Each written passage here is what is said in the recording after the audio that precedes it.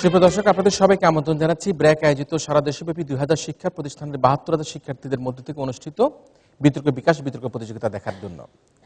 আমাদের আজকের এই বিতর্ক বিকাশের এটি সেমিফাইনাল এবং এই সেমিফাইনাল পর্বে যেটি বিষয় নির্ধারিত হচ্ছে সেটি হচ্ছে ব্যবহারিক শিক্ষা নয়, মানবিক শিক্ষাই এখন জরুরি।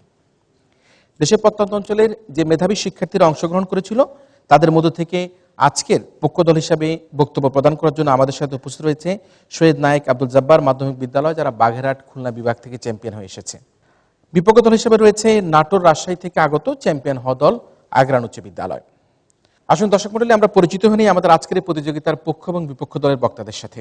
পক্ষ দল সৈয়দ নায়েক আব্দুল জব্বার মাধ্যমিক বিদ্যালয়ের বক্তারা হলো প্রথম বক্তা মুসলিমা আক্তার, দ্বিতীয় বক্তা মুসাম্মদ ফাতেমা আক্তার ও তাদের দলনেতা ফারজানা আক্তার সাথী। অন্যদিকে বিপক্ষ দল আগ্রান উচ্চ বিদ্যালয়ের বক্তারা হলো প্রথম বক্তা কানিজ ফাতেমা, দ্বিতীয় বক্তা শিলা জয়ী ও তাদের দলনেতা ইসমাতারা বকুল। আমাদের সাথে সম্মানিত বিচারক হিসেবে রয়েছেন সাংবাদিক দৌলত আক্তার মালা, বিশেষ প্রতিনিধি ফাইন্যান্সিয়াল এক্সপ্রেস, রয়েছেন সাংবাদিক মাইনুল আলম, বিশেষ প্রতিনিধি দৈনিক ইত্তেফাক, এবং আরও রয়েছেন রোকেয়া পারভিন জুই, সহযোগী অধ্যাপক হিসাব বিজ্ঞান বিভাগ, ঢাকা কলেজ। আমাদের সাথে আজকের এই আয়োজনে যিনি সভাপতিত্ব করবেন তিনি হচ্ছেন আমাদের ব্র্যাক শিক্ষা কর্মসূচির সম্মানিত পরিচালক ডক্টর শফিকুল ইসলাম। একই সাথে সম্মানিত প্রধান অতিথি হিসাবে যিনি রয়েছেন তিনি সাবেক মহাপরিচালক নাইমের প্রফেসর ইফফাত আরা নার্গিস। আমরা প্রফেসর ইফফাত আরা নার্গিস ও ডক্টর শফিকুল ইসলামের বক্তব্য শুনবো আমাদের আয়োজনের একেবারে শেষে। তবে শুরু করি আমাদের আজকের বিভাগীয় চ্যাম্পিয়নদের নিয়ে সেমিফাইনালের এই প্রতিযোগিতা। প্রথমে আহ্বান করছি সেমিফাইনালের পক্ষ দল বাগেরহাট খুলনা থেকে আগত সৈয়দ নায়েক আব্দুল জব্বার মাধ্যমিক বিদ্যালয়ের প্রথম বক্তা মুসলিমা আক্তারকে তার বক্তব্য প্রদান করার জন্য। মুক্তিযোদ্ধারা কোথায় আছো লুকিয়ে? কেন এত অভিমান? ক্ষমা করো মোরে, রাখতে পারিনি ধরে তোমাদের অবদান। হ্যাঁ মাননীয় মডারেটর, আমরা অবদান ধরে রাখতে পারিনি। আজ আমার বাংলাদেশের জনগণ মুক্তিযুদ্ধ নিয়ে বিভ্রান্ত, 30 লক্ষ শহীদের সংখ্যা নিয়ে সন্দিহান। সত্তা ও নৈতিকতা এখন হাসির খোরাক। আর এসব কিছুর মূল কারণ কি জানেন মাননীয় মডারেটর? এই প্রজন্ম এমন এক শিক্ষা ব্যবস্থার ফসল যে শিক্ষা ব্যবস্থার ভিত্তি মানবীয় মূল্যবোধ নয়, টাকা আর ক্ষমতার লোভ। ধন্যবাদ মাননীয় মডারেটর, বিজ্ঞ বিচারক মণ্ডলী এবং যারা শুনছেন। আজকের বিতর্কের বিষয়ে ব্যবহারিক শিক্ষা নয়, মানবিক শিক্ষা এখন জরুরি পক্ষে অবস্থান করছি। প্রথমেই বিতর্কের বিষয়ে যথার্থ আলোচনা ও সঠিক সিদ্ধান্ত গ্রহণের সাথে আমি কিছু প্রপঞ্চ সংজ্ঞান করব। মাননীয় মডারেটর, ব্যবহারিক শিক্ষা ও মানবিক শিক্ষা শব্দ দুটিকে বিভিন্নভাবে চিত্রায়ন করা যায়। সাধারণত ব্যবহারিক শিক্ষা ও মানবিক শিক্ষা বলতে প্রচলিত শিক্ষা ব্যবস্থা দুটি বিভাগকে বোঝানো যেতে পারে। ব্যবহারিক শিক্ষা বলতে হাতে কলমে শিক্ষা এবং মানবিক শিক্ষা বলতে সাহিত্য, দর্শন, রাষ্ট্রচিন্তা, সমাজ, ইতিহাস ইত্যাদি বিষয়কে বোঝানো হবে। অথবা ব্যবহারিক ও মানবিক শব্দ দুটিকে আক্ষরিক অর্থ গ্রহণ করে এর ব্যাপক অর্থ গ্রহণ করা যেতে পারে। তখন ব্যবহারিক শিক্ষা বলতে প্রায়োগিক শিক্ষা এবং মানবিক শিক্ষা বলতে মানবীয় মূল্যবোধী শিক্ষাকে বোঝানো হবে। আজ আমরা ব্যবহারিক শিক্ষা বলতে বোঝাবো এমন শিক্ষা ব্যবস্থাকে যা শিক্ষার্থীকে শুধুমাত্র কর্মমুখী শিক্ষা প্রদান করে, যেমন মেডিকেলের ছাত্রদের চিকিৎসা বিজ্ঞান শেখানো অথবা আইনের ছাত্রদের আইনের দিক শিক্ষা দেওয়া। আর মানবিক শিক্ষা বলতে আমরা এমন এক শিক্ষা ব্যবস্থাকে বোঝাবো যে শিক্ষা ব্যবস্থায় মানবীয় মূল্যবোধ, সহমর্মিতা, নৈতিকতা ও সৃজনশীলতার উপর প্রতিষ্ঠিত। যে শিক্ষা ব্যবস্থায় দেশের প্রতিটি শিক্ষার্থীকে সে যে মাধ্যমেই হোক না কেন দেশের সঠিক ইতিহাসে শিক্ষা দিবে, ধর্মীয় মূল্যবোধ শেখাবে এবং অন্য জাতির মানুষের প্রতি সম্মান জানাতে শেখাবে। নয় বলতে বোঝাচ্ছি যথেষ্ট না হওয়া, এখন বলতে বর্তমান সময়কে বোঝাচ্ছি। আর জরুরি বলতে বোঝাবো এমন কিছু যা অধিক গুরুত্বপূর্ণ বা অগ্রাধিকারযোগ্য। মাননীয় মডারেটর, পুরো ব্যাপারটি সারমর্ম করে দাঁড়ায় বর্তমান প্রেক্ষাপটে প্রতিটি পেশায় প্রতিটি ক্ষেত্রে মানবতা ও নৈতিকতার চরম অধপতনের মুখে যখন দেশ দাঁড়িয়ে রয়েছে, তখন আমরা বিশ্বাস করি শিক্ষাগত পেশাগত প্রতিটি ক্ষেত্রে প্রায়োগিক শিক্ষার পূর্বে মানবিক শিক্ষা দেওয়া অধিক গুরুত্বপূর্ণ। অর্থাৎ মাননীয় মডারেটর, আমরা বিশ্বাস করি একজন মানুষের জন্য ডাক্তার, প্রকৌশলী কিংবা আইন শৃঙ্খলা রক্ষাকারী বাহিনী হওয়ার পূর্বে মানুষ হওয়াটা বেশি প্রয়োজন।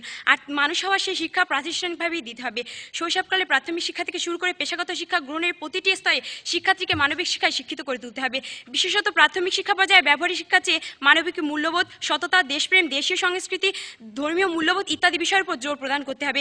এবং এটি শুধুমাত্র পাঠ্যপুস্তকের মধ্যে সীমাবদ্ধ করলে চলবে না, পাঠ্যপুস্তকের পাশাপাশি শিক্ষকদেরকেও একই প্রক্রিয়ায় শিক্ষিত করে তুলতে হবে। এছাড়া উচ্চ মাধ্যমিক, বিশ্ববিদ্যালয়, পেশাগত পর্যায়ে মানবিক শিক্ষার উপর ভিত্তি করে ব্যবহারিক শিক্ষা দিতে হবে। এতে করে শিক্ষার্থীরা আপন পেশায় দক্ষতা অর্জন করবে এবং তাদের মধ্যে মানবিক মূল্যবোধ অক্ষুণ্ণ থাকবে। মাননীয় মডারেটর, আমরা কখনো তাৎক্ষণিকভাবে এর ফলাফল পাবো না, কিন্তু আমাদের ভবিষ্যৎকে উন্নত মানব সম্পদে পরিণত করতে সক্ষম হব। মাননীয় মডারেটর, কেন আমরা আজ মানবিক শিক্ষার কথা বলছি, এর উত্তর জানতে হলে আমাদের বাংলাদেশের প্রতিষ্ঠাকালীন ভিত্তিগুলোর কথা জানতে হবে। মাননীয় মডারেটর, আমরা দীর্ঘ 24 বছর পাকিস্তানের হাতে শোষিত হয়েছি, বঞ্চিত হয়েছি। তাই আমাদের মুক্তিযুদ্ধের কারিগরের স্বপ্ন দেখেছিলেন আমাদের দেশটি হবে একটি শোষণ ও বঞ্চনাবিহীন দেশ, যেখানে থাকবে না কোনো সাম্প্রদায়িকতা, থাকবে না কোনো জাতিগত বিদ্বেষ। এটি আমাদের মুক্তিযোদ্ধার চেতনা। লক্ষ্য করেন মাননীয় মডারেটর, বর্তমানে এই চেতনা কতটুকু আমাদের মাঝে অবশিষ্ট আছে? যদি থাকতো তাহলে কি আমরা সংখ্যালঘুদের উপর বিনা কারণে হামলা ও নির্যাতন দেখতে পেতাম? কেন এখনো আমরা পাহাড়ি বাঙালি বিদ্বেষ দূর করতে পারিনি? কেন এখন আমরা এই সংখ্যালঘুদের সাথে বিনা কারণে পাকিস্তানের মতো আচরণ করছি? কারণ হলো, যে চেতনা নিয়ে এই দেশ স্বাধীন করেছিলেন মুক্তিযোদ্ধারা, সেই চেতনায় পরবর্তী প্রজন্মকে শিক্ষা দিতে ব্যর্থ হয়েছি আমরা, ব্যর্থ হয়েছে আমাদের শিক্ষা ব্যবস্থা। তাই আমরা মানবিক শিক্ষার কথা বলছি, মানবীয় মূল্যবোধের কথা বলছি। কারণ চেতনা কখনো আপনার সৃষ্টি হয় না, এটিকে জাগ্রত করতে হয়। মাননীয় মডারেটর, শিক্ষার বাণিজ্যকরণ ধারায় আমাদের বর্তমান শিক্ষা ব্যবস্থা হয়ে উঠেছে ব্যবহারিক শিক্ষার মাধ্যমে মানসরূপী কর্মযন্ত্র তৈরির প্রক্রিয়া হিসেবে, যেখানে নেই কোনো মনুষ্যত্ববোধ, নেই কোনো প্রতিবাদী মনোভাব। আমাদের প্রচলিত শিক্ষা ব্যবস্থা হাজার হাজার উচ্চশিক্ষায় শিক্ষিত মানুষ করে তুলছে, কিন্তু মানুষের মতো মানুষ করতে পারছে না। তারই ফলাফল, রাজশাহী বিশ্ববিদ্যালয়ে এক ছাত্রের পা কেটে নেয় তারই সহপাঠীরা, ছাত্রদের মাঝে গোলাগুলিতে নিহত হয় বুয়েটের সোনি। চট্টগ্রাম বিশ্ববিদ্যালয়ে এক ছাত্রের সাথে অন্য ছাত্রের খুন, মারামারি, সংঘর্ষ ইত্যাদি জের হয়ে বিশ্ববিদ্যালয়গুলো বন্ধ থাকে মাসের পর মাস। কেন এমন হয় মাননীয় মডারেটর? যাদের হাতে দেশকে এগিয়ে নিয়ে যাওয়ার গল্প লেখার কথা ছিল, কেন তারা আজ আপন সহপাঠীদের রক্তে হাত রাঙাচ্ছে নিয়মিত? মাননীয় মডারেটর, শিক্ষা ব্যবস্থায় মানবিক শিক্ষার অনুপস্থিতি এর জন্য দায়ী নয়। প্রতিপক্ষের কাছে প্রশ্ন রইল, আশা করি উত্তর দিয়ে যাবেন।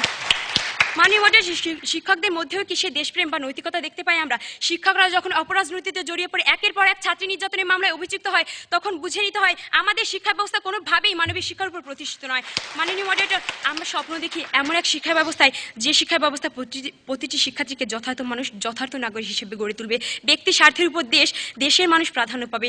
তাই কবির ভাষায় বলতে চাই, সব লোকে দেশ স্বপ্ন তোমার, চোখের তারায় সত্যি হোক।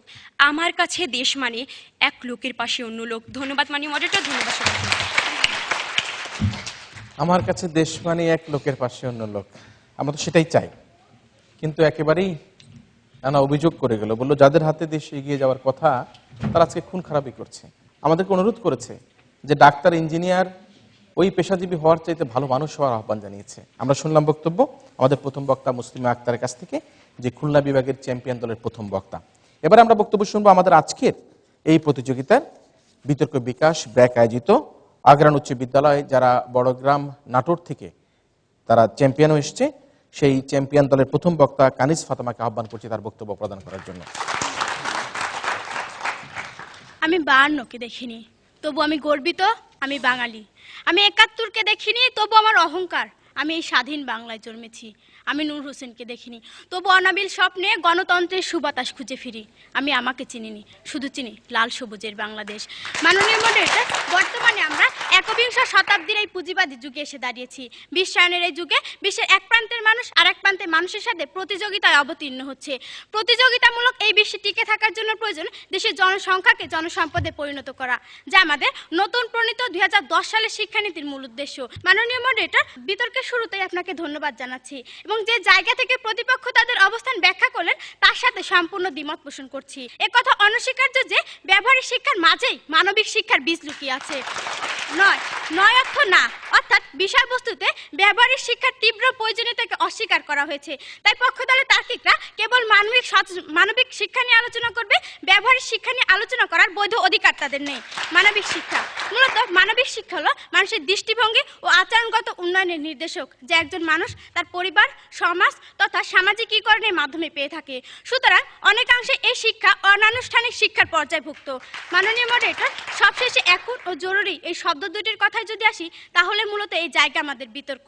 এখন বলতে আমরা বর্তমান বাংলাদেশের প্রেক্ষাপটকে বুঝি এবং জরুরি বলতে তুলনামূলক অবস্থান থেকে ব্যবহারিক শিক্ষা অথবা মানবিক শিক্ষা কোনো একটির অধিক প্রয়োজনীয়তাকে বোঝানো হয়েছে। সেক্ষেত্রে আমাদের অবস্থান ব্যবহারিক শিক্ষার পক্ষে। স্বাভাবিকভাবে প্রশ্ন এসে যায়, ব্যবহারিক শিক্ষা কার জন্য প্রয়োজন এবং কিসের জন্য প্রয়োজন? মাননীয় মডারেটর, যেহেতু আমরা প্রাতিষ্ঠানিক শিক্ষা নিয়ে আলোচনা করছি, তাই যারা শিক্ষা গ্রহণের সাথে সংশ্লিষ্ট তাদের নিয়ে আমাদের আলোচনা এগিয়ে যাবে, কিন্তু যারা শিক্ষা গ্রহণের সাথে সংশ্লিষ্ট নয় তাদের নিয়ে আলোচনা করার বৈধ অধিকার পক্ষ দলের নেই। আবার কিসের জন্য প্রয়োজনের কথায় যদি আসি, তাহলে আমাদের ভাবতে হবে বাংলাদেশের প্রেক্ষাপটে আমরা কি অর্জন করতে করতে চাই। এ সম্পর্কে মাননীয় শিক্ষামন্ত্রী নুরুল ইসলাম নাহিদের বক্তব্য উল্লেখ করায় যথেষ্ট হবে। তিনি বলেন, ব্যবহারিক শিক্ষার উদ্দেশ্য হলো দেশের সার্বিক উন্নয়ন করা, যা স্থিতিশীল অর্থনৈতিক ও সামাজিক উন্নয়নে নিশ্চয়তার বিধান করবে। এখন কথা হলো মাননীয় মডারেটর, দেশের সার্বিক উন্নয়নের লক্ষ্য বাস্তবায়ন করতে হলে আমাদের যা যা অর্জন করতে হবে সেগুলো হলো এমডিজি বা সহস্রাব্দ উন্নয়ন লক্ষ্যমাত্রা, এসডিজি বা টেকসই উন্নয়ন লক্ষ্যমাত্রা এবং 2021 সালের মধ্যে বাংলাদেশকে মধ্যমায়ের দেশে পরিণত করা। মাননীয় মডারেটর, এই 3টি লক্ষ্য বাস্তবায়ন করতে বাংলাদেশ সরকারের সামনে আরও 3টি বড় চ্যালেঞ্জ এসে দাঁড়িয়েছে। আর চ্যালেঞ্জগুলো হলো শিক্ষার হার বৃদ্ধি ও ব্যবহারিক শিক্ষার প্রসার, 2 বেকারত্ব দূর করা এবং 3 দ্রুত বর্ধনশীল জনসংখ্যাকে জনসম্পদে পরিণত করা। এবার আসা যাক মূল আলোচনায়। মাননীয় মডারেটর, আমরা যদি এশিয়ার উন্নত দেশগুলোর সাথে ব্যবহারিক শিক্ষার দিক থেকে তুলনা করি তাহলে দেখতে পাই দক্ষিণ কোরিয়াতে ব্যবহারিক শিক্ষার হার 96%, সিঙ্গাপুরে 74% এবং আরব আমিরাতে 43%। কিন্তু হতাশার ব্যাপার হলো বাংলাদেশে সেই হার মাত্র 4%। সূত্র প্রথম আলো 28 জুন 2014। প্রতিপক্ষ ঠিক এই কারণে আমরা রাষ্ট্রীয়ভাবে ক্ষুধার সাথে, দারিদ্র্যের সাথে, বেকারত্বের সাথে যুদ্ধ করছি। বেড়ে যাচ্ছে সামাজিক নিরাপত্তার অভাব। অথচ আমরা যদি দেশের প্রতিটি মানুষকে ব্যবহারিক শিক্ষায় শিক্ষিত করে কাজের ব্যবস্থা নিশ্চিত করতে পারি তাহলে কেউ আর 100 টাকার বিনিময়ে ভণ্ড নেতার ভাড়াটের সমর্থক হয়ে দেশকে ঠেলে দেবে না অমানবিকতার দিকে। প্রতিপক্ষ মানবিক শিক্ষার ব্যর্থতার কারণেই আজ সামাজিক অস্থিতিশীলতা উত্তাল সমুদ্রের ঢেউয়ের মতো মানচিত্রের বুকে আশ্রে পড়ছে। প্রতিপক্ষ ব্যবহারিক শিক্ষার প্রসার ঘটছে না বলেই বেকারত্ব, সন্ত্রাস হয়ে পতাকা ধরে টানাটানি করছে।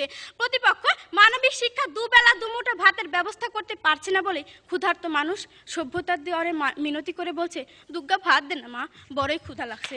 মাননীয় মডারেটর, মানবিক শিক্ষা তো ধর্ম শিক্ষা হতেই উদ্ভূত। সে ধর্ম শিক্ষা নামক মানবিক শিক্ষার রাজপুত্ররা যখন আমার সোনার বাংলাকে জঙ্গিবাদের দিকে ঠেলে দিচ্ছে, ঠিক তখন সামাজিক স্থিতিশীলতার প্রশ্নে মানবিক শিক্ষার উপর আমার আস্থা রাখার সুযোগ কোথায়? প্রতিপক্ষ মানবিক শিক্ষা কি পারবে বেকারত্ব দূর করতে, বন্ধ করতে পারবে কি ক্ষুধার চিৎকার? প্রশ্ন রইল, আশা করি উত্তর পাবো। মাননীয় মডারেটর, আমরা বিশ্বাস করি আবেগ দিয়ে মানবিক শিক্ষা এতটুকুই পারবে। দরিদ্রের হাতে ফুটে একটা থালা ধরিয়ে টাকাওয়ালাকে বলতে পারবে 1 টাকার বিনিময়ে আখিরাতে 70 টাকা পাবেন। দয়া করুন, মানবিকতার চোখে দেখুন।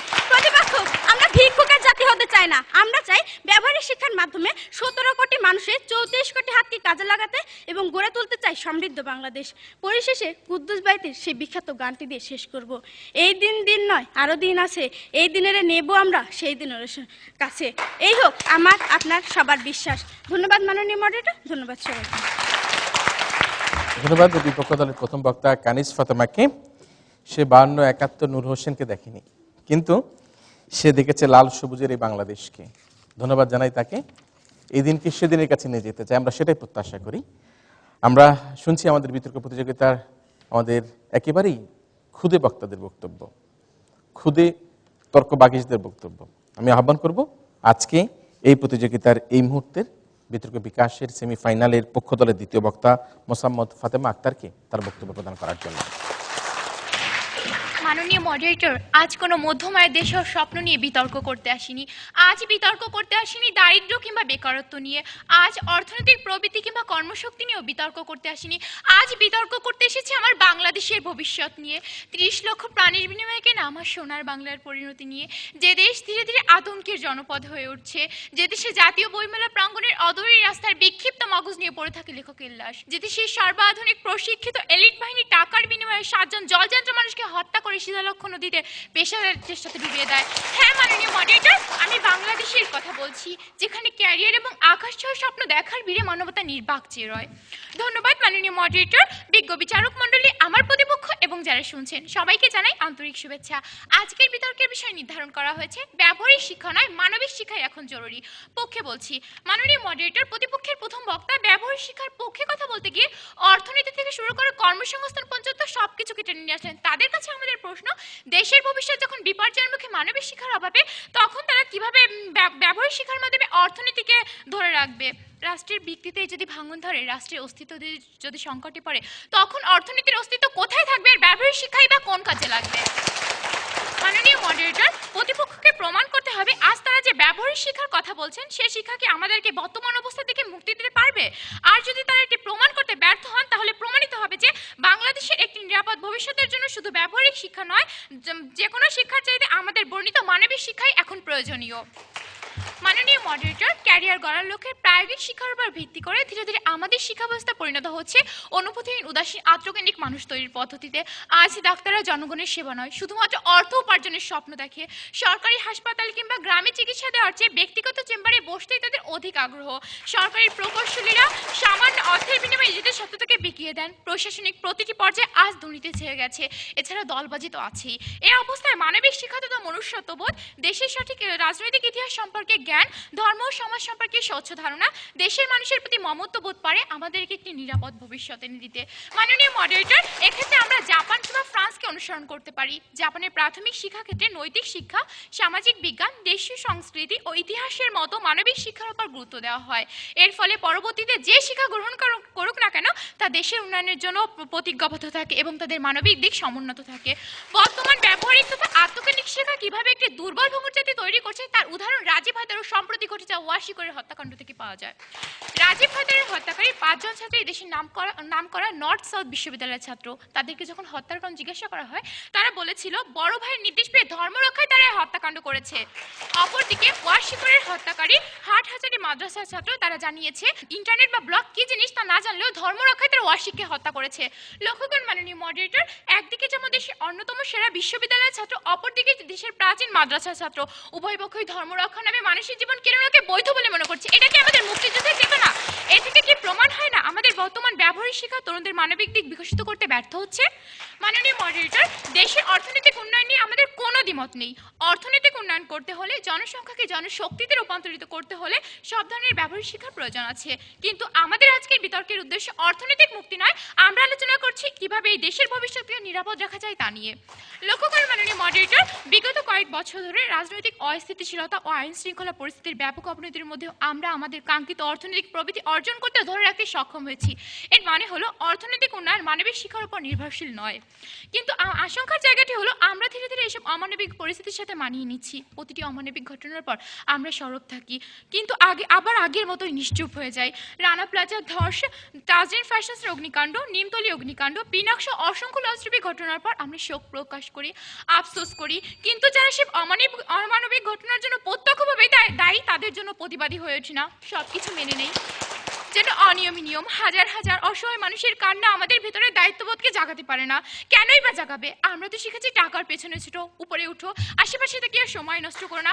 মাননীয় মডারেটর, কেনই নিষ্ক্রিয়তা আমাদের? কেন আমরা একটা বিচ্ছিন্ন দ্বীপে টাকার পাহাড় গড়ার স্বপ্ন দেখছি? কেন দুর্নীতির ঢামাঢোলের শব্দ আমাদের কর্ণকুহরে পৌঁছায় না?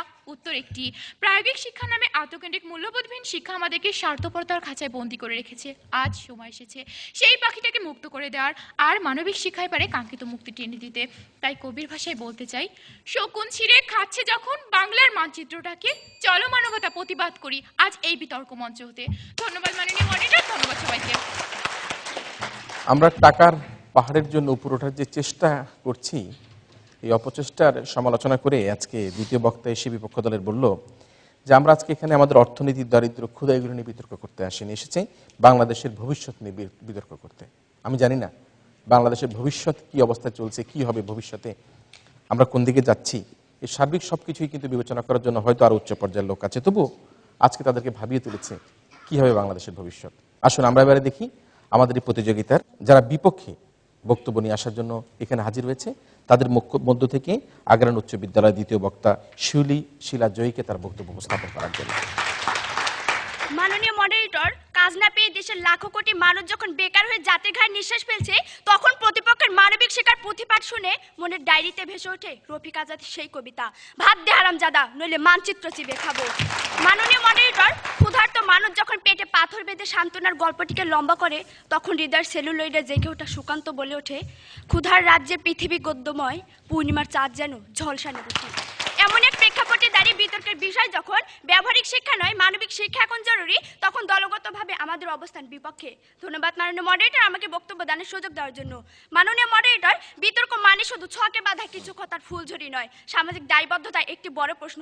সেই জায়গায় দাঁড়িয়ে প্রতিপক্ষ যদি মানবিক শিক্ষার মাধ্যমে বেকারত্ব দূর করা কিংবা জনসংখ্যাকে জনশক্তিতে রূপান্তর করার স্বপ্ন দেখেন, তাহলে তা হবে আইকারুসের মোমের পাখায় ভর করে আকাশ ওড়া স্বপ্নের মতোই অলিক অবাস্তব। মাননীয় moderator, Bangladesh millennium development goal অর্জনের পথে মাত্র 2 ধাপ পিছিয়ে, যার একটি হলো আর্থসামাজিক উন্নয়ন। এখন সেই আর্থসামাজিক উন্নয়নের পথে প্রথম বাধা হলো বেকারত্ব। লক্ষ্য করুন প্রতিপক্ষ, বিশ্ব শ্রম সংস্থা ILOর হিসাব মতে বর্তমানে বাংলাদেশে বেকার জনগোষ্ঠীর সংখ্যা 2,40,00,000, যা দেশের মোট জনসংখ্যা 13.4%। প্রতিবেদনে আরো বলা হয়, প্রতি বছর 22 লাখ মানুষ শ্রম বাজারে প্রবেশ করছে, যার মধ্যে কাজ পাচ্ছে মাত্র 7 লাখ মানুষ। মাননীয় মডারেটর, শিক্ষিত বেকারদের সম্পর্কে বাংলাদেশ উন্নয়ন গবেষণা প্রতিষ্ঠানের senior research fellow doctor Nazrin Ahmed বলেন, শিক্ষিত বেকার আমাদের নিজেদের তৈরি। যাদের শিক্ষিত বলা হচ্ছে তারা অনেকটাই গদবাঁধা নিয়মে শিক্ষিত। কারিগরি ও কর্মমুখী জ্ঞান সম্পন্ন মানুষ না থাকার কারণে দেশের অনেক প্রতিষ্ঠান যোগ্য ব্যক্তি খুঁজে পাচ্ছে না। প্রতিপক্ষ, এবার আমার প্রশ্ন হলো, কারিগরি বা কর্মমুখী শিক্ষা, যেটাকে আমরা ব্যবহারিক শিক্ষা বলছি, সেই শিক্ষাকে বাদ দিয়ে মানবিক শিক্ষার মাধ্যমে বেকার সমস্যার সমাধান করে কিভাবে সমৃদ্ধ বাংলাদেশ গড়বেন? প্রশ্ন রইল। মাননীয় মডারেটর, প্রতিপক্ষের প্রথম ও দ্বিতীয় বক্তা জোরালোভাবে মানবিক শিক্ষার কথা বলে গেলেন, অথচ মাননীয় মডারেটর, বেকারত্বের অভিশাপ মেনে নিয়ে একজন যুবক যখন মাত্র 500 টাকার বিনিময়ে এক হাতে জীবন আর অন্য হাতে পেট্রোল বোমা নিয়ে মানবিক শিক্ষাকে কৌতুকময় করে তোলে, তখন প্রতিপক্ষ আপনারা কোনটিকে অধিক গুরুত্ব দিবেন? ব্যবহারিক শিক্ষায় শিক্ষিত করে কাজের সুযোগটি তৈরি করে দিবেন, নাকি ওই যুবকের সামনে মিনতি করে বলবেন, খোকা মানুষত্ব মহাপাপ, চলো ঘরে ফিরে চলো? অথচ মাননীয় মডারেটর, ওই যুবক যদি ব্যবহারিক জ্ঞানে পারদর্শী হয়ে এক হাতে জীবন আর অন্য হাতে একটি কাজ তুলে নিতে পারতো, তাহলে তার জীবন হতো অনাবিল সুন্দর, দেশ হতো সমৃদ্ধ। তাই আমরা বিশ্বাস করি ব্যবহারিক শিক্ষার কোনো বিকল্প নেই। মাননীয় মডারেটর, ব্যবহারিক শিক্ষার প্রসার যত ঘটবে মানুষ তত বেশি দক্ষ হবে এবং তত বেশি প্রসারিত হবে শ্রমবাজার। বর্তমানে দেশের জনসংখ্যা বেকারত্বের মাত্রা বাড়িয়ে দেওয়ার কারণে শ্রম রপ্তানির মাধ্যমে ব্যক্তি উন্নয়ন সম্ভব হচ্ছে, আর ব্যক্তি উন্নয়ন নিশ্চিত হলেই তার হাত ধরে সমাজ ও রাষ্ট্র উন্নত হবে। কিন্তু ব্যবহারিক শিক্ষার অভাবে তা বাস্তবায়ন সম্ভব হচ্ছে না। দক্ষ শ্রমিকের অভাবে আমাদের সম্ভাবনাময় রেমিটেন্স খাত বাধাগ্রস্ত হচ্ছে, থেমে যাচ্ছে রাষ্ট্রীয় উন্নয়ন, পরিবারগুলো জর্জরিত হচ্ছে দারিদ্র্যের কষাঘাতে। আমি তার জীবন্ত সাক্ষী। মাননীয় মডারেটর, আমার বাবা যেদিন অদক্ষ শ্রমিকের গ্লানি নিয়ে মধ্যপ্রাচ্য থেকে ফেরত এলেন, সেদিন থেকে আমাদের সংসারে ছারপোকারা রক্ত চুষতে শুরু করেছে।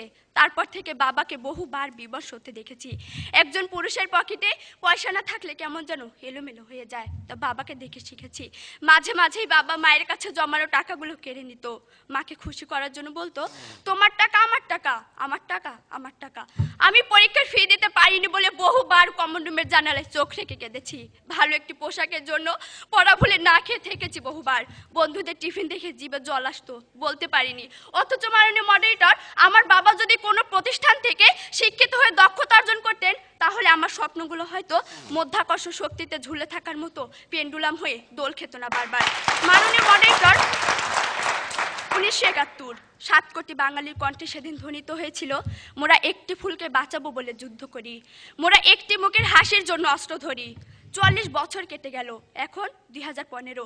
মাননীয় মডারেটর, বর্তমান প্রেক্ষাপটে নতুন আঙ্গিকে যদি গানটিকে আবার গাইতে বলা হয়, তাহলে তার প্রথম লাইনটি হবে, মোরা একটি ভালো কাজের জন্য যুদ্ধ করি।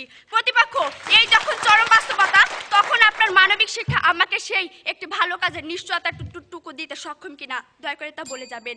মাননীয় মডারেটর, সবশেষে ব্যবহারিক শিক্ষা ও মানবিক শিক্ষাকে তুলনা করতে এই বিতর্ক মঞ্চকে সাক্ষী হিসেবে দাঁড় করছি।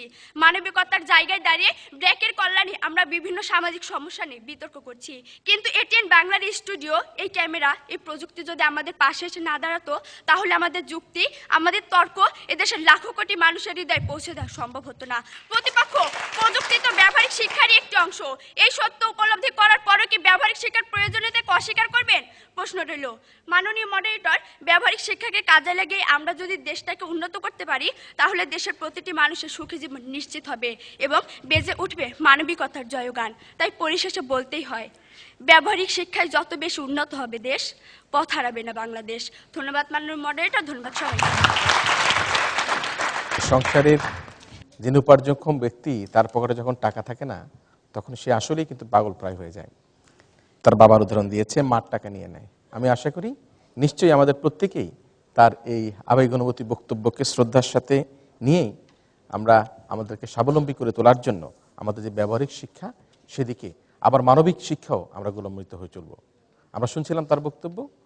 এবারে আমরা বক্তব্য শোনার জন্য আহ্বান করব আমাদের পক্ষ দলের দলনেতা ফারজানা আক্তার সাথী। বলছে মানুষ, কাঁপছে দেশ, ঘুরে দাঁড়াও বাংলাদেশ। ঘুরে দাঁড়ানোর কথা কেন আসছে জানেন মাননীয় মডারেটর? কারণ আজ আমার বাংলাদেশ থমকে দাঁড়িয়েছে মানবতা ভুলান্বিত হওয়ার কারণে। উন্নয়নের পথ রুদ্ধ হয়ে দাঁড়িয়েছে ধর্মীয় উন্মাদনায়, কিন্তু বাংলাদেশ ঘুরে দাঁড়াতে জানে, সে কথাই আজ বলতে এসেছি। মাননীয় মডারেটর, বিতর্ক শুরু হয়েছিল আমাদের দেশে বর্তমান প্রেক্ষাপটে ব্যবহারিক শিক্ষা ও মানবিক শিক্ষার মধ্যকার তুলনামূলক আলোচনার মধ্য দিয়ে। আমরা প্রমাণ করার চেষ্টা করেছি যে 1971 সালে যে মৌলিক চেতনাগুলোর উপর ভিত্তি করে আমাদের এই দেশটি প্রতিষ্ঠিত হয়েছিল, সেই মৌলিক চেতনাগুলো অর্থাৎ শোষণ বঞ্চনাহীন সমাজ, অসাম্প্রদায়িকতা ও ধর্মনিরপেক্ষতার ভিত্তিতে যদি আমরা আমাদের দেশের ভবিষ্যৎ গড়ে তুলতে চাই, তবে আমাদের এমন এক জাতির প্রয়োজন যারা মানবিক শিক্ষার ভিত্তিতে প্রতিষ্ঠিত শিক্ষা ব্যবস্থার মধ্য দিয়ে তাদের পেশাগত দক্ষতা অর্জন করবে। কারণ বর্তমান সময়ে মানবিক শিক্ষার অভাবেই আমাদের দেশ সংকটকালে পতিত হয়েছে। মাননীয় মডারেটর, প্রতিপক্ষ ব্যবহারিক শিক্ষার প্রয়োজনীয়তা তুলে ধরতে গিয়ে অনেক উপকারিতা বর্ণনা করে গেলেন। প্রায়োগিক শিক্ষার নামে আত্মকেন্দ্রিক শিক্ষার কয়েকটি ভয়াবহ উপকারিতা শুনুন। আমাদের পেশাদার পুলিশ বাহিনী জনগণের সেবায় এতটাই নিয়োজিত যে দেশের সাধারণ মানুষ বিপদে আইনের সাহায্য না নেওয়ার প্রধান কারণ হিসেবে এই পুলিশ বাহিনীকে দায়ী করছে। আর র্যাব বা গোয়েন্দা বাহিনী তো বর্তমানে পেশাদারিতে মানবতার চরম শিখরে অবস্থান করছে। গরিব ছাত্র লিমনের পায়ে গুলি করে উল্টো তাকেই মামলায় ফাঁসানো কি ব্যবহারিক শিক্ষাবিহীন ব্যবহারিক শিক্ষার সুফল নয়? আর নারায়ণগঞ্জের 7 খুনের কথা তো আগেই বলেছি। আইন শৃঙ্খলা রক্ষাকারী বাহিনী যখন আইন শৃঙ্খলা ভঙ্গকারী হয়ে দাঁড়ায়, তখনও কি প্রতিপক্ষ সমস্যার মূলে না গিয়ে ব্যবহারিক শিক্ষার পক্ষে কথা বলে যাবেন? মাননীয় মডারেটর, আমাদের বক্তব্যের সারমর্ম হলেও ব্যবহারিক শিক্ষা বর্তমানে সঠিক অবস্থানেই আছে। কারণ ব্যবহারিক শিক্ষার অগ্রগতি যদি যথাযথ না থাকতো, তবে আমাদের আর্থিক উন্নয়নের চাকা সচল থাকতো না। কিন্তু আমাদের মানবিক মূল্যবোধটুকু আমরা হারিয়ে ফেলেছি।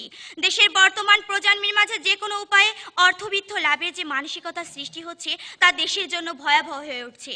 আর এর পেছনে দায়ী মানবিক মূল্যবোধ ও নৈতিকতা শিক্ষার অভাব, ধর্মীয়, রাজনৈতিক ও সামাজিক ইতিহাসের অজ্ঞতা, অর্থাৎ এক কথায় আমাদের বর্ণিত মানবিক শিক্ষার অনুপস্থিতি।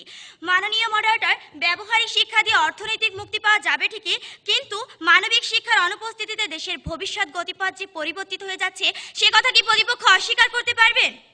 আজ আমাদের দেশের মানুষ দেশের জন্মের ইতিহাস নিয়ে দ্বিধাবিভক্ত। রাজনৈতিক মতাদর্শ যদি এক না হলে তাকে শত্রু নয়, প্রতিপক্ষ বলে। এই মূল্যবোধটুকু আমাদের মাঝ থেকে হারিয়ে গেছে। তাই তো চারিদিকে গুম খুনের এত উৎসব। মাননীয় মডারেটর, আজ তরুণরা রাজনীতি বলতে ক্ষমতা ও টাকার অফুরন্ত উৎস বলে মনে করে। এরাই তো দেশের ভবিষ্যৎ নেতৃত্ব, যাদের মাঝে ন্যূনতম মানবীয় মূল্যবোধটুকু নেই।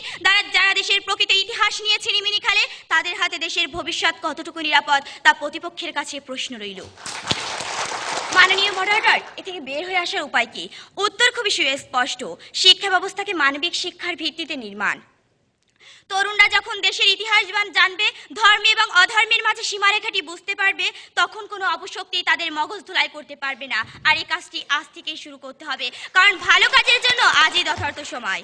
আর যদি প্রতিপক্ষ সম্ভব অসম্ভবের ধোয়া তুলে মানবিক শিক্ষার বিরোধিতা করে, তাহলে তাদের সামনে বাংলাদেশের সম্ভাব্য পরিণতি তুলে ধরতে চাই।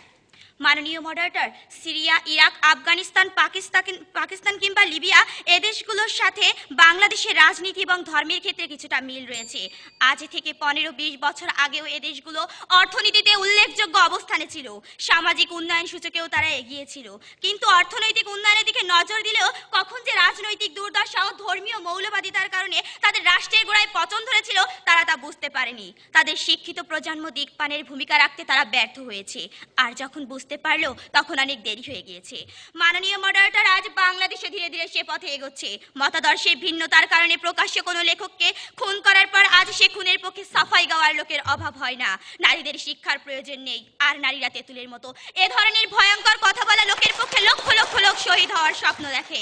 এরপরও যদি প্রতিপক্ষ বলেন মানবিক শিক্ষা এখন জরুরি নয়, তাহলে বলবো, ঘুম থেকে উঠুন, চোখ মেলে দেখুন, চারিদিকে ঘুরে বেড়াচ্ছে ভয়ঙ্কর সাপদেরা, অপেক্ষা করছে বাংলাদেশের রক্ষা কবচ সম্পূর্ণ ভেঙে দেওয়ার। কান পেতে শুনুন, অসাম্প্রদায়িক বাংলাদেশে নির্বাচনের পর মেয়ের সম্ভ্রম বাঁচাতে ব্যর্থ পূর্ণিমা রানীর মায়ের করুণার্তনাদ। বাবারা, আমার মেয়েটা ছোট, তোমরা একজন একজন করে এসো। ধন্যবাদ মাননীয় মডারেটর, ধন্যবাদ সবাইকে। বিচারকরা খুব টেনশনে পড়েছে, কি করবে তারা।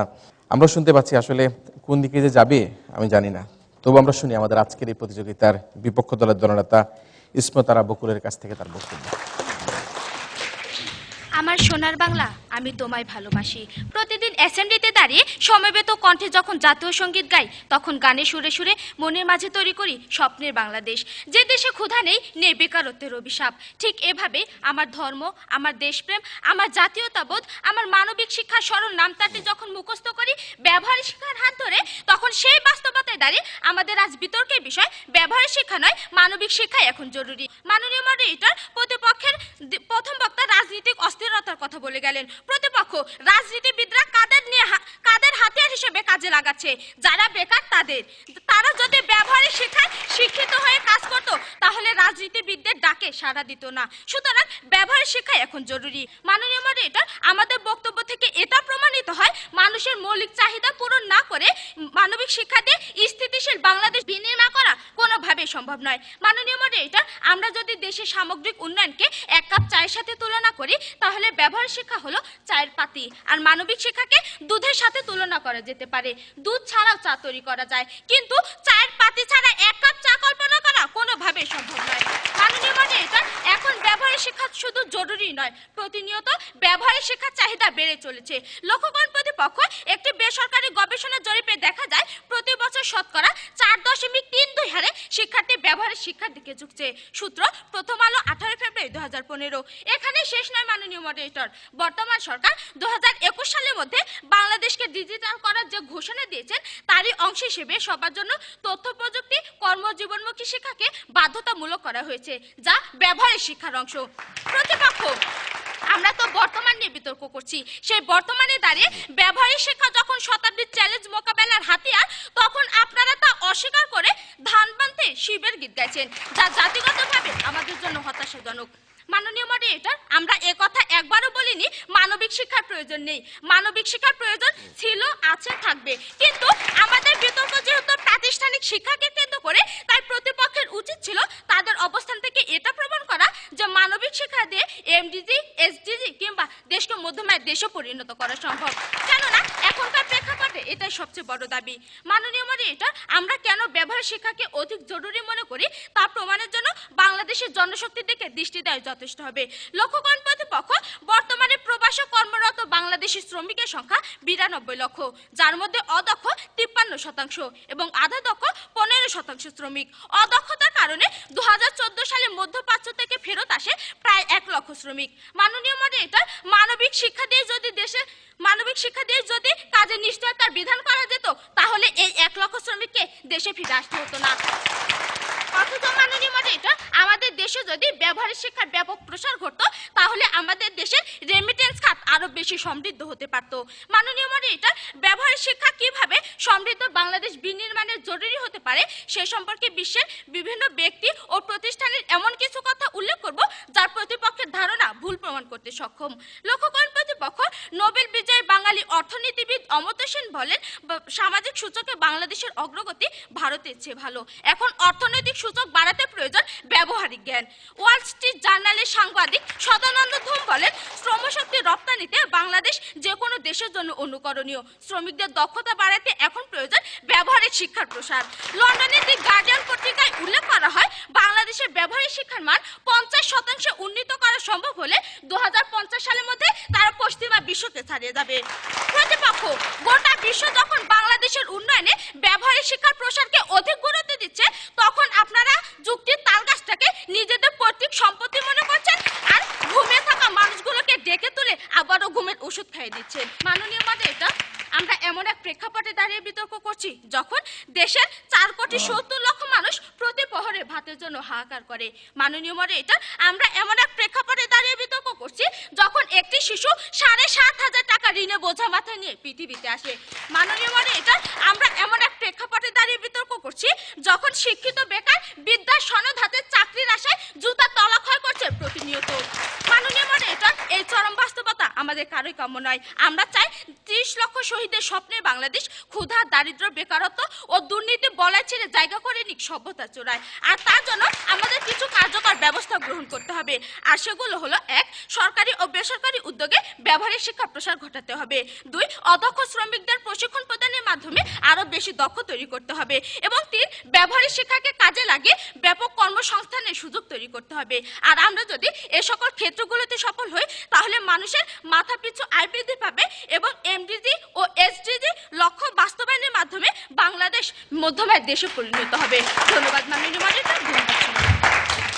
আমরা এক পক্ষ আরেক পক্ষকে নানাভাবে আক্রমণাত্মক বক্তব্য, অবশ্যই সেটি শানিত বক্তব্য, সেভাবেই কথা বলতে দেখেছি। আমরা দেখেছি যে আমাদের সাথে দুজন অতিথি রয়েছেন, ব্র্যাক শিক্ষা কর্মসূচির সম্মানিত পরিচালক ডক্টর শফিকুল ইসলাম এবং প্রফেসর ইফফাত আরা নার্গিস। আমরা শুনবো তাদের কথা, তবে আমরা যুক্তি খণ্ডন পর্বে আরও কিছু কথা শুনে নেই দু দলের কাছ থেকে, এবং সে কারণে সর্বপ্রথমেই আমি আহ্বান করছি পক্ষ দল শহীদ নায়েক আব্দুল জব্বার মাধ্যমিক বিদ্যালয়ের দলনেতা ফারজানা আক্তার সাথীকে এই পর্যায়ে তার বক্তব্য প্রদান করার জন্য।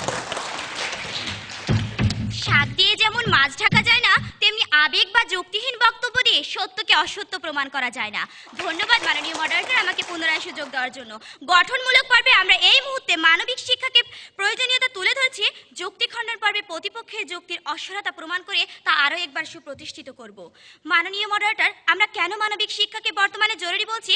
কারণ প্রতিপক্ষের ব্যবহারিক শিক্ষার নামে বর্ণভোলা শিক্ষা আমাদের মূল লক্ষ্য থেকে সরিয়ে নিয়ে যাচ্ছে। মাননীয় মডারেটর, আমরা মানবিক শিক্ষাকে জরুরি বলছি কারণ আমাদের শিক্ষা ব্যবস্থায় মানবিক শিক্ষা সম্পূর্ণভাবে অনুপস্থিত।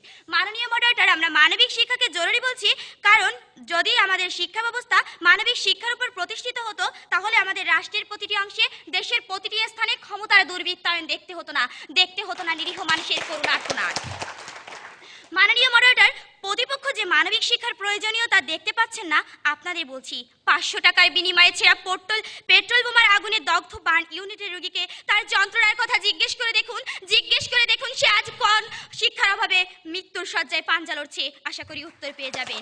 যে দেশে রাজনীতিবিদদের কাছে সাধারণ মানুষের জীবনের মূল্য মাত্র 500 টাকা, সে দেশে মানবিক শিক্ষাই যে সবচেয়ে বেশি জরুরি তা প্রতিপক্ষের বক্তাগণ ব্যতীত সবার কাছে সুস্পষ্ট। প্রতিপক্ষ ব্যবহারিক শিক্ষার পক্ষে অনেক কথা বলে গেলেন। হায়রে ব্যবহারিক শিক্ষা!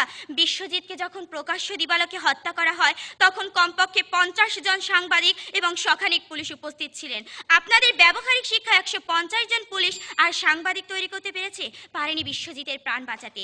মাননীয় মডারেটর, আমরা এমন শিক্ষা ব্যবস্থা চাই না যে ব্যবস্থায় শিক্ষিত হয়ে বুয়েট পাশ করা স্বামী তার স্ত্রীর চোখ উপড়ে নেবে, সেনাবাহিনীর মেজর তার ঢাবি পড়ুয়া স্ত্রীকে যৌতুকের নির্যাতন করবে, সামান্য ফুটবল খেলাকে কেন্দ্র করে মেধাবী ছাত্র জুবাইরকে আপন সহপাঠীর হাতেই প্রাণ দিতে হবে। মাননীয় মডারেটর, আমরা এমন শিক্ষা ব্যবস্থা চাই যেখানে বাংলা মায়ের প্রতিটি সন্তান মানবীয় মূল্যবোধের আলোয় প্রস্ফুটিত হবে, রাজনীতি সচেতন হবে, ধর্মভীর হবে, আর মানবিক শিক্ষাই সে কাঙ্ক্ষিত শিক্ষা। পরিশেষে বলতে চাই, আজ সময় এসেছে বাংলাদেশের ভবিষ্যৎ বেছে নেওয়ার। তাই ধন্যবাদ মাননীয় মডারেটর, ধন্যবাদ সবাইকে। ধন্যবাদ পক্ষের দলনেতাকে তার বক্তব্যের জন্য। আমরা সর্বশেষ বক্তব্য শুনবো আমাদের আজকের এই প্রতিযোগিতার বিপক্ষ দলনেতা ইসমত আরা বকুলের কাছ থেকে। মানুষের বোঝার চেয়ে না বোঝার ক্ষমতা অনেক বেশি, আর না বোঝার চেয়ে ভুল বোঝার ক্ষমতা আরো বেশি। নিজেকে ভুল বোঝার চেয়ে অন্যকে ভুল বোঝানোর প্রবণতাই বেশি, যা প্রতিপক্ষকে দেখে বোঝা যায়। ধন্যবাদ মাননীয় মডারেটর আমাকে আরো একবার বক্তব্য দানের সুযোগ প্রদানের জন্য। মাননীয় মডারেটর, প্রতিপক্ষের বন্ধুরা খালি প্রশ্নই করে গেলেন, কিন্তু একটার উত্তর দিয়ে যাননি। মাননীয় মডারেটর, প্রতিপক্ষের 3 জন বক্তাই মানবিক শিক্ষার মাধ্যমে বিভিন্ন সামাজিক সমস্যা মোকাবেলার কথা বলে গেলেন, কিন্তু তারা তাদের দেখিয়ে যাওয়া মানবিক শিক্ষা প্রাতিষ্ঠানিক রূপরেখা দেখিয়ে যাননি, এবং সেই শিক্ষা কিভাবে আমাদের আর্থ সামাজিক উন্নয়ন সম্ভব সে সম্পর্কে সুস্পষ্ট ধারণা দিতেও তারা ব্যর্থ হয়েছে। মাননীয় মডারেটর, প্রতিপক্ষের দলনেতা মানবিক শিক্ষাকে জরুরি করার চেষ্টা করছেন। প্রতিপক্ষ মানবিক শিক্ষা তখনই প্রয়োজন হয় যখন সমাজে অপরাধ বাড়ে, আর যখন মানুষের হাতে কোনো কাজ থাকে না। মানুষকে কাজে নিশ্চয়তা দিতে পারলে তাদের কর্ম উপযোগী শিক্ষায় শিক্ষিত করতে হবে। সুতরাং এটা থেকে এটাই প্রমাণিত হয় যে বর্তমান প্রেক্ষাপটে ব্যবহারিক শিক্ষা এখন জরুরি। তারপরও যদি প্রতিপক্ষ মানবিক শিক্ষাকে ডিজিটাল বাংলাদেশ গড়ার স্বপ্ন দেখেন, তাহলে সেই শিক্ষা ব্যবস্থা ডিজিটাল না হয়ে ডিজিটুকু বাজে টাল শিক্ষা ব্যবস্থায় পরিণত হবে। মাননীয় মডারেটর, প্রতিপক্ষের দলনেতা বিশ্বজিতের কথা বলে গেলেন। প্রতিপক্ষ এই খুনের সাথে যারা জড়িত ছিল তারা সবাই বেকার ছিল, তারা সামান্য কিছু টাকার জন্য এই কাজে লিপ্ত হয়। কিন্তু প্রতিপক্ষ আমরা যদি সবাইকে ব্যবহারিক শিক্ষায় শিক্ষিত করে কাজে ক্ষেত্রটি তৈরি করে দিতে পারি, তাহলে তারা কাজে ব্যস্ত হবে, এই অমানবিক কাজে লিপ্ত হবে না। সুতরাং বর্তমান প্রেক্ষাপটে ব্যবহারিক শিক্ষাই জরুরি। মাননীয় মডারেটর, এত যুক্তি এত তর্ক উপস্থাপনের পরও যদি প্রতিপক্ষ তাদের অবস্থান থেকে সরে না আসেন, তাহলে তাদের উদ্দেশ্যে শুধু এতটুকুই বলবো, অবুঝরে বোঝাইবো কত, বুঝ নাই মানে ঢেকিরে বোঝাইবো কত, নিত্য ধান ভানে। ধন্যবাদ মাননীয় মডারেটর। আমাদের ব্যবহারিক শিক্ষা এবং মানবিক শিক্ষা কোনটা জরুরি সেটি নিয়ে কিন্তু তারা এখানে কথা বলেছে। এবং সমন্বয় সাধন করতে গিয়ে তারা উভয় কিন্তু বাংলাদেশকে এগিয়ে নিয়ে যাওয়ার যে প্রত্যয়, সেই প্রত্যয় ব্যক্ত করেছে। পক্ষ থেকে যখন বক্তব্য দিতে আসে তারা বলেছে সততা নৈতিকতা এখন একটা হাসির খোরাক হয়ে দাঁড়িয়েছে। চতুর্দিকে টাকা উপার্জনের জন্য সবাই যেন খাই করছে, হাহাকার করছে। ধর্মীয় মূল্যবোধ, মানবতা চরমভাবে আজকে অবলিত হচ্ছে বলে তারা অভিযোগ করছে। বলছে চেতনা কিন্তু আপনি শুরু হয় না, জাগ্রত হতে হয়, এবং সেই জাগ্রত হওয়া তারা আহ্বান জানিয়েছে। ডাক্তাররা তাদের চেম্বারে বেশি বসতে তারা পছন্দ করে। আমরা চারিদিকে দলবাজি দেখতে পাচ্ছি, ক্ষমতার দুর্বৃত্তায়ন দেখতে পাচ্ছি, তারপরও তারা মনে করে যে আমাদের এই বাংলাদেশ অবশ্যই ঘুরে দাঁড়াবে, ঘুরে দাঁড়াক বাংলাদেশে প্রত্যাশা করে। বিপক্ষের দল যখন বক্তব্য দিতে আসে তারা বলেছে ব্যবহারিক শিক্ষার মধ্যেই কিন্তু মানবিক শিক্ষা রয়েছে। ক্ষুধা দারিদ্র্যের সাথে আমরা যুদ্ধ করছি, মানবিক শিক্ষা কি করে ক্ষুধা দারিদ্র্য দূর করবে বলে তারা বলেছে যে আমাদের দেশে প্রতিনিয়ত 22 লক্ষ লোক শ্রমবাজারে প্রবেশ করছে। কতজন লোক সেই শ্রমবাজারে প্রবেশ করে তাদের কর্মের সংস্থান করতে পারছে, এবং যে কারণে আজকে হত্যাকাণ্ড, খুন খারাপি সবকিছু বলা হচ্ছে, সবকিছু কিন্তু ঘটছে আমাদের এই কর্মের সংস্থানের জন্য, বেকারের জন্য। এবং সেটি যদি আমরা দূর করতে না পারি তাহলে কিন্তু আমরা কোনোদিনই আমাদের বাংলাদেশকে ঘুরে দাঁড়ানোর অবস্থানে নিতে পারবো না। আমরা একটা বিষয় রেমিটেন্সের কথা বলেছে বোধ যে কোনো একজন বক্তা, আমাদের একটা বিষয় কিন্তু ভাববার এখন জায়গা তৈরি হয়েছে। আমরা কি সবসময় অমর্যাদা করে জাতি হিসেবে থাকবো? বিদেশ থেকে আমাদের কর্মীরা অর্থ প্রেরণ করবে, সেটা নিয়ে আমরা গর্ব করব? আমরা কি মালয়েশিয়া, সিঙ্গাপুর হতে পারবো না? সেই অবস্থানে কি আমরা তৈরি হতে পারবো না? সে জায়গায় কিন্তু আমাদের এখন ঘুরে দাঁড়াতে হবে, আমাদের কথা বলতে হবে, আমাদের স্বপ্ন কিন্তু আর বড় জায়গায় আমরা অবস্থান করতে হবে। আমরা দেখেছি মাত্র কিছুদিন আগে সিঙ্গাপুরের প্রয়াত প্রধানমন্ত্রী ছিলেন লি কুয়ান ইউ। সিঙ্গাপুর কিন্তু কোনো রক্তক্ষয়ী সংঘর্ষের মধ্যে দিয়ে সেখানে স্বাধীন হয়নি, একটা ছোট্ট দ্বীপ। সেই দ্বীপটাকে কিভাবে সেখানকার মানুষের জন্য বাসযোগ্য করে তুলেছেন, অর্থনৈতিক স্বাবলম্বী করেছেন, পৃথিবীতে একটা শ্রেষ্ঠ দেশে তালিকাভুক্ত করে নিয়ে আসতে পেরেছেন। এবং সেই কারণের জন্যই আমরা সেই লি কুয়ান ইউ বলি, মাহাতির মোহাম্মদ বলি, আমাদেরকে একজন মাহাতির মোহাম্মদ, একজন লি কুয়ান ইউ দরকার আছে। আমাদেরকে অনেক সময় যে অনেক ভালো কাজের জন্য অনেক কঠিন সিদ্ধান্ত নিতে হয়, জনপ্রিয় সরকারকে অজনপ্রিয় সিদ্ধান্ত নিতে হয়, কিন্তু দেশের ভালো ভাবতে হয়। এবং আমরা মনে করি আজকের এই বিতার্কিকরা যারা দুপক্ষ থেকে এখানে এসছে তারা প্রত্যেকেই আমাদের এই বাংলাদেশকে ভাবছে, বাংলাদেশ নিয়ে তারা স্বপ্ন দেখছে। কারণ যতদিন তাদের হাতে আমাদের দেশ থাকবে ততদিন এই দেশের পথ হারাবে না। আমাদের সেই বন্ধুদের ধন্যবাদ জানিয়ে আমি আমাদের আজকের এই প্রতিযোগিতার সম্মানিত অতিথি, তিনি হচ্ছেন আমার শ্রদ্ধেয় আপা প্রফেসর ইফফাত তারা নার্গিস। আমি আহ্বান করছি আমাদের আজকের এই প্রতিযোগিতায় ব্র্যাক আয়োজিত ক্ষুদে শিক্ষার্থীদের বক্তব্যের আলোকে তার বক্তব্য প্রদান করার জন্য। ব্যবহারিক শিক্ষা যেমন আমার দেশকে অনেক অনেক উপরে নিয়ে যাবে, তেমনি একজন মানুষের মানবিক শিক্ষাও তো অত্যন্ত গুরুত্বপূর্ণ। যে আমি আমার সহপাঠীর পাশে বসে থাকব আর সেই সহপাঠীকেই একসাথে পড়বো, আর তাকে কোনো কারণে বাকবিতণ্ডা হলে তাকে খুন করে ফেলবো, এই বোধটুকু চেতনার ভিত্তিতে তার মাঝে না দেয়া হয় মানবিক চেতনাগুলি, তাহলে কিন্তু দেশ ওই শুধু ব্যবহারিক শিক্ষা শিক্ষিত হয়ে এগিয়ে যেতে পারবে না, আবার অন্য জায়গায় চলে যাবে। তো দুটো বিষয়ই কিন্তু আমাদের অত্যন্ত গুরুত্বপূর্ণ। আমরা যেমন ছোটবেলায় শিখেছিলাম যে আমাদের সদা সত্য কথা বলিবে, মিথ্যা কথা বলা মহাপাপ, এই বিষয়গুলি একেবারে ছোট বয়স থেকে যদি আমরা আমাদের শিক্ষার মধ্যে না আনতে পারি তাহলে কিন্তু ছেলে মেয়েদেরকে আমরা অন্য অন্য শিক্ষায় শিক্ষিত করছি ঠিকই, তারা অনেক টেকনিক্যাল, হাইলি টেকনিক্যাল অ্যাটিটিউডের ছেলে মেয়ে হচ্ছে এখন, কিন্তু তারা তাদের মানবিক মূল্যবোধগুলি কি অনেকটাই চলে যাচ্ছে। কেননা ঘরে একজন অতিথি আসলে ও আমার মেয়ে আসেই না, ওই যে কম্পিউটারে বসে রয়েছে, এটা কিন্তু আমাদের জন্য নিশ্চয়ই এটি কাঙ্ক্ষিত বিষয় নয়। এই বিষয়গুলি আমার মনে হয় আরও সহ অবস্থান আমাদের দরকার। এই দুই দল অসাধারণ বলেছে, তাতে কোনো সন্দেহ, তারা যে অবস্থানে কথা বলেছে মনে হচ্ছে তারাই বোধহয় সঠিক বলছে। সবাইকে অসংখ্য ধন্যবাদ। ব্র্যাক এবং এটিএন বাংলা এবং কিরণ সাহেবকেও আমি অনেক ধন্যবাদ জানাই। নারীরা এগিয়ে যাবে এই ব্যবহারিক শিক্ষার মাধ্যমে এবং দেশকে অনেক আগে এগিয়ে নিয়ে যাবে, এবং এগিয়ে নিয়ে যাও, তোমাদেরকে আমি দেখতে চাই সেই অবস্থানে, আমি তোমাদের সাথে রয়েছি। ধন্যবাদ। আমাদের এই ব্র্যাকের এই সার্বিক যে কার্যক্রম, বিশেষ করে আমাদের এই বিতর্ক প্রতিযোগিতাটি এগিয়ে নেওয়ার জন্য যে নিরলসভাবে পর্দার আড়াল থেকে কাজ করেন ব্র্যাক শিক্ষা কর্মসূচির সম্মানিত পরিচালক ডক্টর শফিকুল ইসলামকে এবার আহ্বান করছি তার বক্তব্য প্রদান করার জন্য।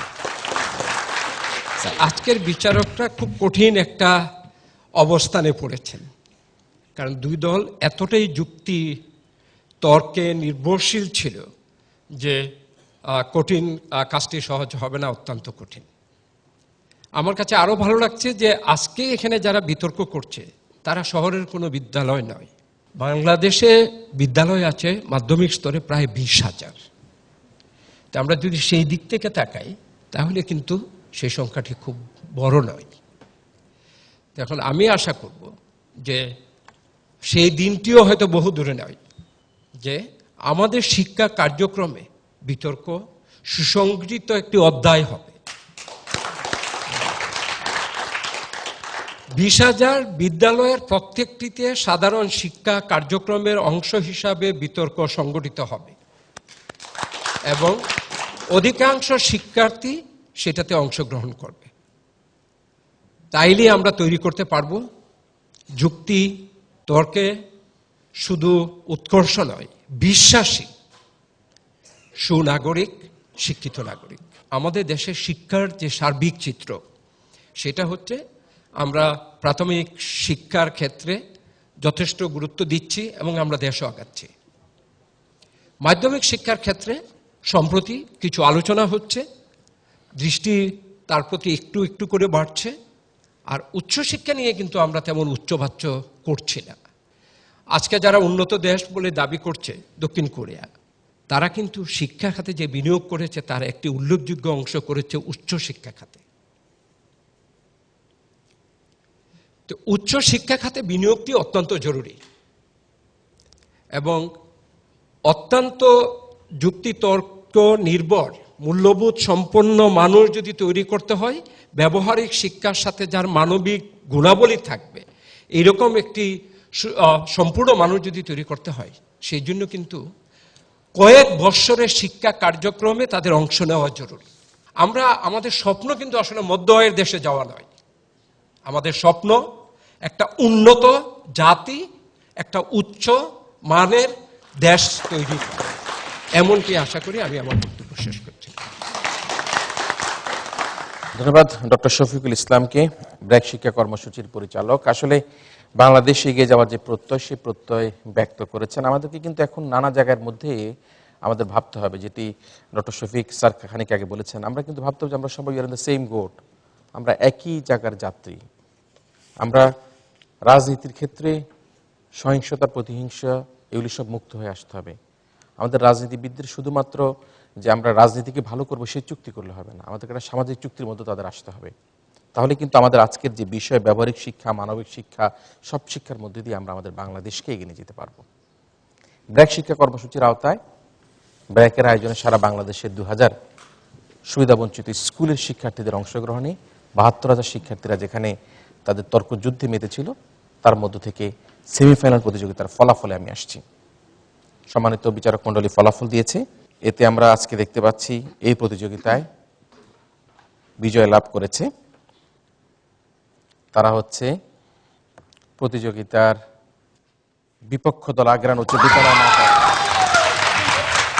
কিন্তু আমার কাছে ভীষণ ভালো লাগছে এই কারণের জন্য যে এই প্রতিযোগিতায় মনে হচ্ছে যে সম্মানিত বিচারকরা সব দিকে দৃষ্টি রেখেছেন এবং তাদের দৃষ্টির প্রখরতা এবং সুবিচারে আমরা দেখতে পাচ্ছি প্রতিযোগিতার শ্রেষ্ঠ বক্তা হবার গৌরব অর্জন করেছে পক্ষ দলের দলনেতা ফারজানা আক্তার সাথী।